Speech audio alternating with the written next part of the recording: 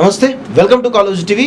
తెలంగాణ రాష్ట్రంలో ఇప్పుడు రెండు టాపిక్స్ హాట్ టాపిక్గా నడుస్తూ ఉన్నాయి. ఒకటేమో కవిత అరెస్ట్కి సంబంధించినటువంటి విషయం ఒక పెద్ద హాట్ టాపిక్గా నడుస్తూ ఉంది. ఇంకొక వైపు బీఎస్పీకి ఆర్ఎస్పీ రాజీనామా చేయడం కూడా రెండు టాపిక్స్ పెద్ద నడుస్తుంది. సో దీనిపైన ఈ రెండు అంశాలపైన మనతో పాటు మాట్లాడడానికి సీనియర్ కాంగ్రెస్ నాయకులు అడ్వకేట్ యుగంధర్ గారు మనతో పాటు ఉన్నారు. దాదాపు తెలంగాణ రాష్ట్రం వచ్చిన తర్వాత కేసీఆర్ అరాచకాలపైన ఏ విధంగానైతే మేము పోరాడినామో తుంగతుర్తిలో అదేవిధంగా తుంగతుర్తి ఇసుక అక్రమాలపైన గాదారి కిషోర్ సంబంధించిన అరాచకాలపైన కూడా తన ప్రాణాలను సైతం తెరించి వారు పోరాటం జరిగింది. ప్రస్తుతం ప్రభుత్వం మారింది, కాంగ్రెస్ ప్రభుత్వం, వారు అనుకున్నటువంటి కాంగ్రెస్ ప్రభుత్వం వచ్చింది. అదేవిధంగా గాదారి కిషోర్ కూడా ఓడిపోవడం జరిగింది.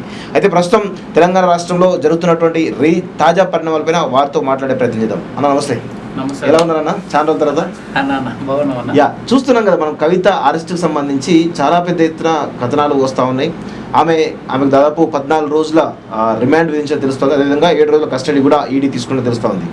సో ఈ అరెస్ట్ కోణాన్ని మీరు ఒక కాంగ్రెస్ నాయకుడిగా, ఒక అడ్వకేట్గా ఎలా చూస్తూ ఉన్నారు? అరెస్ట్ కోణాన్ని రాజకీయంగా చూడాల్సిన పని లేదన్న.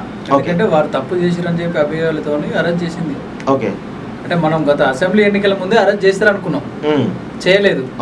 ఇప్పుడు కూడా చేసిన ఇట్లా రాజకీయ కోణంలో ఆమె తప్పు చేసింది అనే ఈడీ అరెస్ట్ చేసింది కనుక తప్పు నిరూపించుకుంటే సరిపోద్ది కదా, నిరూపణ చేసుకోవాల్సిందే. లేకపోతే వాళ్ళు ఇవాళ మొత్తం బంద్ కూడా ఏదో ప్రకటించినట్టు, అంటే ఊసేయలేదు. ఇలా కమ్యూనిస్టులు బంద్ ప్రకటించినా, లేకపోతే ఇంకేదైనా పార్టీలు, లేకపోతే కుల సంఘం బంద్ ప్రకటించినా కూడా అది ఎఫెక్ట్ ఉంటుంది. కానీ ఇలా ఎఫెక్ట్ ఏం లేదు. ఇది రాజకీయ పరిమాణాలతో చూడాల్సిన పని లేదు. కవితమ్మ తప్పు చేసింది, ఆరోపణలు ఉన్నాయి, అరెస్ట్ చేసారు. తప్పు చేయాలని నిరూపించుకుంటే సరిపోతుంది. వాళ్ళంతా ఏమో వెళ్ళి పెట్టుకోవాల్సిన పని. అట్లా అనుకుంటే కేసీఆర్ కూడా చాలా మందిని అరెస్ట్ చేసారు అన్యాయంగా. మా రేవంత్ రెడ్డి గారు అన్యాయంగా అరెస్ట్ చేసారు. ఏమనంటే మీరు నీతి చెప్పేది దాన్ని నిరూపించుకోమని చెప్పిండు. నిరూపించుకున్నాం, బయటకు వచ్చినాం. ఇలా రేవంత్ రెడ్డి గారి నాయకత్వంలో కాంగ్రెస్ పార్టీ ఎన్నికలకు పోయింది, పార్టీ గెలిచింది, వారు ముఖ్యమంత్రి అయ్యారు. అట్లా బాబు గారి బిడ్డ మంచిదే అని చెప్పి కవితమ్మ నిరూపించుకుంటే బాగుంటుంది. అంటే మీకేమనిపిస్తుంది? అంటే ఆమె లిక్కర్ స్కామ్లో దాదాపు ఇప్పటి వరకు కూడా 12 మంది అరెస్ట్ కావడం జరిగింది. కవితతో పాటు కలిపితే 13 మంది కంప్లీట్గా. దానిలో ఢిల్లీ డిప్యూటీ సీఎం మనీష్ సిసోడియా ఉన్నాడు. ఇంకా అలా మిగిలింది ఒకరంటే కేవలం అరవింద్ కేజ్రీవాల్ మాత్రమే తెలుస్తుంది వాస్తవంగా. సో ఇంత పెద్ద ఎత్తున అరెస్ట్ అవుతా ఉంటే దానిలో ఆమె తప్పు చేసింది అనడానికి చాలా ఆధారాలు అని చెప్పేసి ఈడీ చెప్తా ఉన్నది. సో ఈ కోణంలో ఆమె తప్పు చేసినట్టే అనుకోవచ్చా? అంటే ఒక చిన్న లాజిక్ అన్న, గతంలో మనీష్ సిసోడియా అరెస్ట్ అయిన టైంకే ఈమె పేరు వచ్చింది. అప్పుడే అరెస్ట్ చేయాల్సి ఉండే.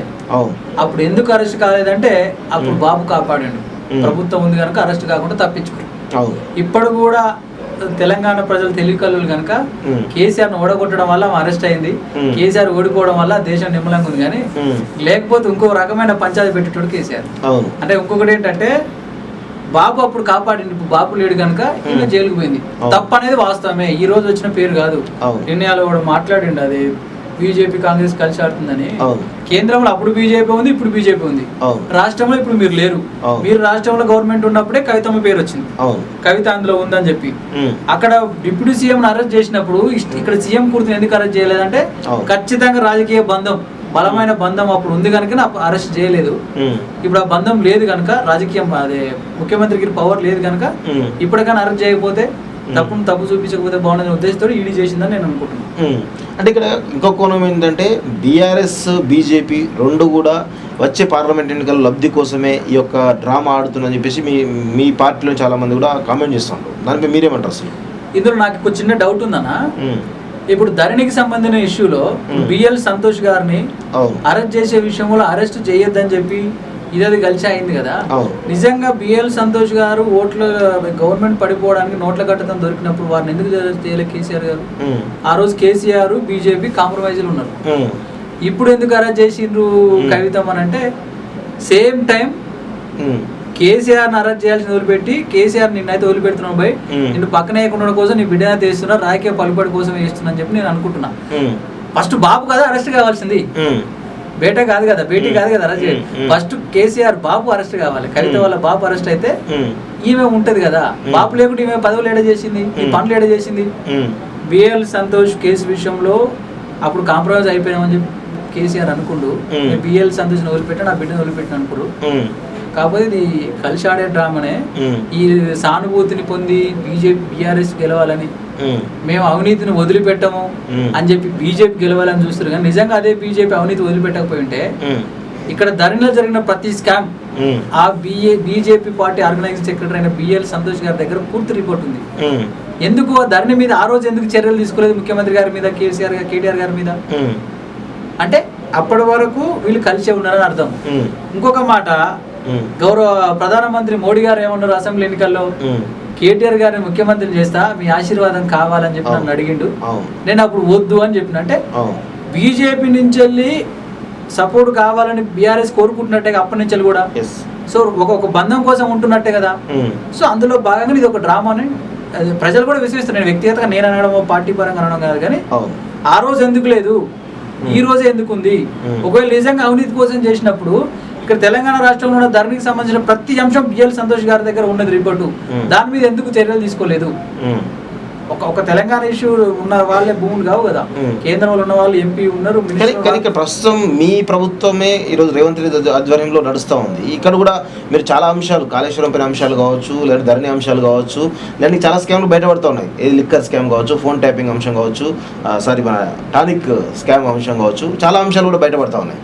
సో దానిలో భాగంగా మీ ప్రభుత్వం కూడా ఇలాంటి చర్యలు కూడా తీసుకుని కనబడుతుంది. కేవలం విచారణ మాత్రం పరిమితమైనట్టు తెలుస్తుంది తప్ప ఇక్కడ కూడా చర్యలు తీసుకునే విధంగా కాంగ్రెస్ పార్టీ ప్రభుత్వం ఆ దిశగా పోవట్లేదని స్పష్టంగా అర్థమవుతుంది. దాని గురించి మీరేమంటారు అసలు? గౌరవ ముఖ్యమంత్రి వర్యులు రేవంత్ రెడ్డి గారు గత పాలకుడైన కేసీఆర్ గారు విధ్వంసం చేసిన తెలంగాణను గాడిలో పెట్టే ప్రయత్నంలో ఈ గజ దొంగల దొంగతనాలు నిర్వహించే పనిలో ఉన్నాడు. దాంతో పాటు ప్రభుత్వం ప్రకటించిన 6 గ్యారెంటీలు, ప్రభుత్వం ప్రజలకు ఇస్తున్న హామీల మీద నిరంతరం శ్రమిస్తుండు.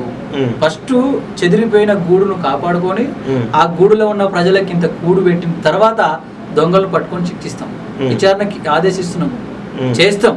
కానీ ఇప్పుడు దొంగలను పట్టుకోవడం ముఖ్యం కాదు, మా బిడ్డలను సాదుకోవడం ముఖ్యం. మాకు తెలంగాణను పూర్తి విధ్వంసం చేశారు. అన్నగారు మీకు తెలుసు, కేసీఆర్ గారి పాలనలో నెల ఫస్ట్ వచ్చేసరికి జీతం రాకపోయేది ప్రభుత్వ అధికారులకు. మినిమం 15 ఆ నెల 15 దాకా వచ్చేది. కానీ ముఖ్యమంత్రి రేవంత్ రెడ్డి గారి నాయకత్వంలో ఫస్ట్ తరఫున జీతాలు ఇస్తారు. అంటే గూడు చెదిరిన తెలంగాణ ప్రజలకు కూడు పెట్టడం కోసం శ్రమిస్తుండ్రు మా ముఖ్యమంత్రి గారు. దాని తర్వాత తప్పు చేసిన వాళ్ళని ఎవరిని వదిలిపెట్టాం. ఆ విషయంలో అది జరగనే ఉంటది. ఇప్పుడు అభివృద్ధి చేసే క్రమంలో, లేకపోతే కేసీఆర్ విధ్వంసం చేసిన తెలంగాణ నిర్మించే క్రమంలో ఉన్నాం ముఖ్యమంత్రి గారు. సో ఇప్పుడు ఫోన్ ట్యాపింగ్ అంశం కూడా చాలా పెద్ద ఎత్తున తెర మీదకి వస్తుంది. స్వయాన రేవంత్ రెడ్డి సంబంధించిన ఫోన్ని ట్యాప్ చేస్తున్నారు. ఆ చుట్టుపక్కల ఉన్నటువంటి కీలకమైన వ్యక్తుల సమాచారం మొత్తం కూడా ట్యాప్ చేసి ఎన్నికల్లో కొంత అవకతవకలు పాల్పడినట్లు ఒక సమాచారం వస్తుంది. సో దానిలో భాగంగా ఇంకేమన్నా చర్యలు తీసుకునే అవకాశం కనబడుతుంది. ఆల్రెడీ ప్రణీతరావు అరెస్ట్ కావడం జరిగింది. ఇంకా ప్రభాకర్ రావు కానీ వాళ్ళ కుటుంబ సభ్యులు ఎవరైతున్నారో సంతోష్ రావు, కేటీఆర్, హరీష్ రావు, వీళ్ళంతా ఏమన్నా బుక్ అయ్యే అవకాశం కనబడుతుందా? 100% కేసీఆర్ గారి ప్రమేయం లేకుండా సంతోష్ గారు చెప్పారు. కేసీఆర్ సంతోష్ తెలియకుండా ప్రణీతరావు చేయడం. నేను పేపర్లో చదివిన హరీష్ రావు గారు వాళ్ళ భార్యను కూడా ఫోన్ ట్రాప్ చేశాడు. సంతోష్ తన వైఫ్ ఫోన్ ట్రాప్ చేశాడు. అంటే దాని అర్థం ఏంది? వాళ్ళే స్వేచ్ఛాయుతమైన జీవితంలో లేరు, వాళ్ళే నిర్బంధంలో పెట్టుకోరు. వాళ్ళ ఫోన్లు, వాళ్ళ కుటుంబ సభ్యుల ఫోన్ వాళ్ళే ట్యాప్ చేసుకురు. అంటే వాళ్ళు ఎంత నిర్బంధంలో, సేమ్ టైం వాళ్ళు విధ్వంసాన్ని ఆలోచిస్తారు అనేది ఆలోచించాలి ప్రజలు. వాస్తవ విషయానికి వస్తే ఫోన్ ట్యాపింగ్ అనేది చేయాల్సి వస్తే కేంద్రం అనుమతి ఉండాలి కదా. నా వ్యక్తిగా నా ఫోన్ ట్యాప్ చేయాల్సి వస్తే, నా మీద ఎఫ్ఐఆర్ ఉంటే సంబంధిత ఇన్స్పెక్టర్ పర్మిషన్ తీసుకొని అది చేయాలి కదా. ఎందుకు చేసిర్రు? రాజకీయ లబ్ధి కోసమే. అందుకే అన్నగారు తెలంగాణ ప్రజలు తెలివైన వాళ్ళు కనుకనే కేసీఆర్ కర్రు కాల్చి వాత పెడితే ముఖం చూపించుకునే ఒక విలువ లేక, నిజంగా ఒక 10 సంవత్సరాలు ముఖ్యమంత్రిగా పనిచేస్తే ప్రభుత్వం ఒక పార్టీకి బదలాయింపు చేసేటప్పుడు ఆ ప్రజలకు ధన్యవాదాలు తెలుపుతాడు. నా మాట ఇప్పటి వరకు ముఖ్యమంత్రిగా పనిచేసిన కేసీఆర్ గారు అనలే. ఎందుకు అంటే తెలంగాణ ప్రజలంటే ఆయనకు అంత చిన్న చూపు. ఏమైనా ఆయనకు రాజకీయాలు కావాలి, డబ్బులు కావాలి, ఆయన చేసే తప్పులను మాట్లాడతల మీద తప్పుడు కేసులు కావాలి, అంతే తప్ప కాళేశ్వరం కట్టిన కేసీఆర్ మొన్న ఏదో కూర్చొని మాట్లాడుతుండు. కూలే 3 పిల్లర్లు, నేను ముఖ్యమంత్రి అయితే కూర్చేసుకొని కూర్చొని కట్టిద్దు అన్నాడు. అంటే కేసీఆర్ గారు ముఖ్యమంత్రి ఉండే కాళేశ్వరం కట్టించిన, వారు కట్టించిన కాళేశ్వరం కూలింది. వారి హయాంలో వాళ్ళు కట్టిన కాళేశ్వరం కూలింది. మళ్ళీ కుర్చేసుకు కట్టేయడం ఏంది? ఫస్ట్ నువ్వు మంచిగా కడితే కూలేది కాదు కదా. అంతే కదా.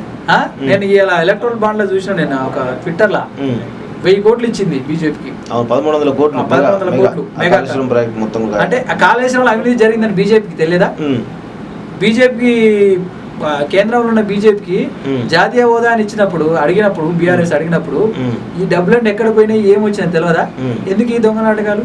బీజేపీ బీఆర్ఎస్ కలిసి ఆడుతున్నాయి, విడివిడిగా కనిపిస్తున్నాయి. కలిసి ఎంత డ్రామా చేసినా కూడా అసెంబ్లీ ఎన్నికల్లో కాంగ్రెస్ ఢీకొట్టలేకపోయినావు. మనం ఇద్దరం ఒకటే, మనం ఇద్దరం బలమైన మిత్రులు అని చెప్పి ప్రజలు నమ్ముతురు.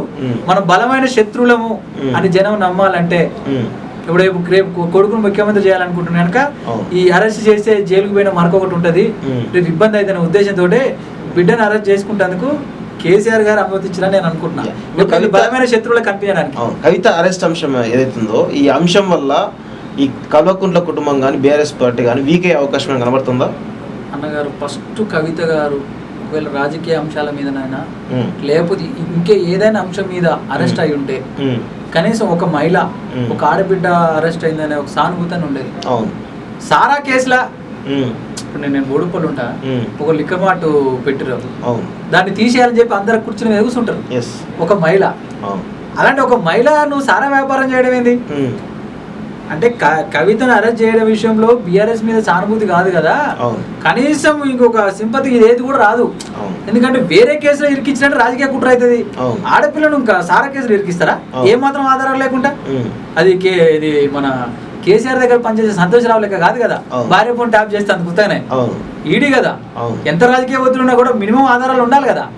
సారా కేసులో కవిత అరెస్ట్ అవ్వడం అంటేనే ఇక్కడికి తెలంగాణలో లిక్కర్ తెలంగాణ సారా తెలంగాణ చేసిండు, ఢిల్లీని సారా తెలంగాణ చేద్దామని అది కేసీఆర్ గారు అలా బిడ్డకు అప్పచెప్పిండు. అక్కడ పుష్కర దొరికిపోయింది, జైలు పోయింది అంతే. సానుభూతి లేదు, ఏం లేదు. అప్పుడు మనం కలిసిపోయిన మిత్రులు అనుకున్నాం, జనం నమ్మలేదు. ఇప్పుడు నమ్మడం కోసం రెండు కలిసి ఆడే గేమ్ ఒకటి. ఇది ఒక అంటే దీనివల్ల ఎవరికి బెనిఫిట్ అయ్యే అవకాశం? కాంగ్రెస్ పార్టీకి బెనిఫిట్ ఏమైనా ఇబ్బందికరమైన అంశాలు ఉంటాయా, లేదా బీజేపీ కన్నా బీఆర్ఎస్ అటువంటి అంశాలు కనబడుతున్నాయా? బీజేపీ బీఆర్ఎస్ తోడు దొంగలు రెండు ఒకటే. ఎందుకంటే రేవంత్ రెడ్డి గారి నాయకత్వంలో కాంగ్రెస్ పార్టీ అధికారంలోకి వచ్చి 3 నెలలు అయింది. 10 సంవత్సరాలు కేసీఆర్ ఉన్నారు, 10 సంవత్సరాలు మోడీ గారు ఉన్నారు. అయితే గీతే వాళ్ళకి తత్సంబంధాలు ఉంటాయి, వాళ్ళకు బంధువర్గ సమీప సంబంధాలు ఉంటాయి, కానీ మనకేం సంబంధం ఉంటది? పైగా మాది జాతీయ పార్టీ, బీజేపీ జాతీయ పార్టీ, ఐడియాలజికల్ గా వేరు వేరు. ఎప్పుడున్నా కూడా ఈ రెండు ధృవాలు అయితే కలవయి. మాకు ఎప్పుడు కూడా మాకు వ్యతిరేకత వరకేమో ఉంటది కదా.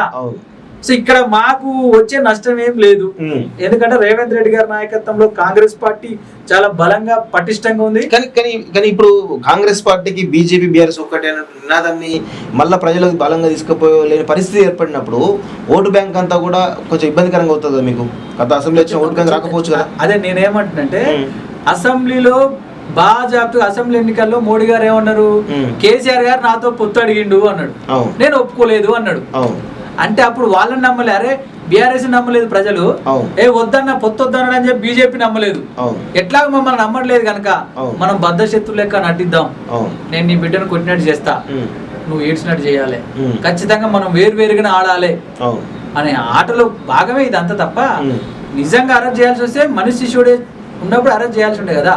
అప్పుడు అరెస్ట్ చేస్తే అంటే అప్పుడు సుప్రీంకోర్టులో పిటిషన్ వేసి కొంత మహిళ కోణం కాబట్టి ఆ కోణంలో తెలంగాణలో పిటిషన్ పెండింగ్ లో ఉండడం జరిగింది. అన్నగారు తెలంగాణలో ఉన్న కవిత గారు పోయి ఢిల్లీకి పోయి సుప్రీంకోర్టులో కేసు వేసినప్పుడు ఆ ఢిల్లీలో ఉన్న మనీష్ సిసోడియా గారు సుప్రీంకోర్టులో కేసు వేయలేదా? మహిళ ఇటు పురుషుడు ఇటు మహిళ లాజిక్ అంటే నేనేమంటున్నా ఈ దేశంలో ఉందన్న మహిళ పురుషుడు ఇదండి. ఇప్పుడు పులులు వేటాడితే మహిళా పుల్లే వేటాడతాయి, అంటే ఆడపుల్లే వేటాడతాయి. ఇక్కడ ఆడమొగ కాదు, మనిషా కాదా? మనిషి కవిత మనిషే కదా. మగ ఆడ తేడేమి లింగ భేదం ఎందుకు? తప్పు చేసినప్పుడు ఆడవాళ్ళకి ఈ శిక్ష ఉండాలని రూల్ ఏం లేదు కదా. తప్పు చేస్తే ఆడ చేసిన తప్పే, మగ చేసిన తప్పే. తప్పు చేసినప్పుడు అరెస్ట్ చేయాలి, అలా ఆడేమి మగేమి అంతే కదా. అట్లేం లేదు. మనీష్ సిసోడియా కూడా సుప్రీంకోర్టులో వేసిండు, ఆయన ఎందుకు అరెస్ట్ చేసింది అంటే అక్కడ ఖచ్చితంగా వ్యతిరేకవాదం ఉండాలి. ఏం చేసినా కూడా ఇక్కడ మేము ఢిల్లీలో మేము ఇట్నే ఉండాలంటే అట్నే కేజ్రీవాల్ ఓడిపోవాలి, లేకపోతే కేజ్రీవాల్ దొంగను చూపించాలంటే ఖచ్చితంగా అరెస్ట్ చేయాలని చెప్పి ఆ నిమిషంలో అది చేసిర్రు. ఇది ఇట్లే పెట్టి ఇక్కడ రాజకీయ లబ్ధి పొందాలి అని చెప్పి అప్పుడు ఆ గేమ్ సాగలేదు కనుక ఖచ్చితంగా ఈ కొట్లాట ఉంది. ఇక ఇద్దరు కేసీఆర్ సేమ్ టైం మోడీ కత్తులు తీసుకొని పొడుచుకుంటారని చెప్పి తెలంగాణ ప్రజలు నమ్మాలి. నమ్మితే మాకు 4 ఓట్లు మీకు 4 ఓట్లు రావాలనే ఉద్దేశమే తప్ప ఇది ఏమి లేదన్న, రాజకీయంగా ఏమిటి ఉపయోగపడేది కాదు. అంటే ఎంతవరకు పోయే అవకాశం కనబడుతుంది? అంటే అవి మళ్ళీ ఏమైనా బెయిల్ వచ్చే అవకాశం కనబడుతుందో ఒక అడ్వకేట్గా మీరు ఏమైనా చెప్పగలుగుతారా? అవి బెయిల్ వచ్చే అవకాశం కానీ, అంటే రిమాండ్ కస్టడీ కూడా తీసుకుంటాడు ఈ రోజు. సో ఈ పరిస్థితిలో ఏమైనా బెయిల్ వచ్చే అవకాశం కనబడుతుందా? 14 రోజులు రిమాండ్, 7 రోజుల కస్టడీ. అవును, 14 రోజుల రిమాండ్ అనే పేర్కొనరా. 14 రోజుల తర్వాత బెయిల్ ఇస్తామని రూల్ ఏం చెప్పలే.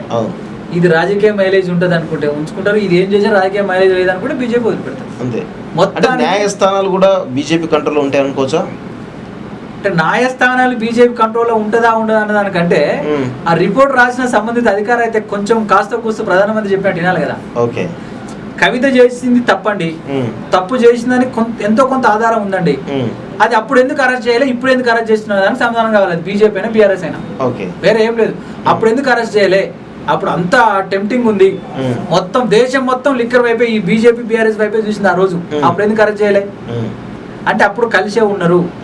అప్పుడు కేసీఆర్ తో మనకి ఏం అవసరం ఉందని చెప్పి మోడీ అనుకుంటూ, మోడీతో మనకు ఖచ్చితంగా అవసరం ఉంటే కేసీఆర్ పోయి కాలు పెట్టిండు. ఇప్పుడు కేసీఆర్ తో మనకి ఏ అవసరం లేదు భయ్, కనీసం నేను కొట్టినట్టు చేస్తానంటే ప్రజలు మనల్ని నమ్ముతారు, ఎందుకంటే ఆ రేవంత్ రెడ్డి నాయకత్వంలో కాంగ్రెస్ పార్టీ బలంగా అవుతుంది, ఇప్పుడు మనం ఏం చెప్పుకొని పోవాలన్నా కూడా మనకు అవకాశం లేదు, ఇది ఒక్కటే అవకాశం ఉంటుందని చెప్పి వచ్చిండు మోడీ గారు, అంతకుమించి వేరేం లేదు.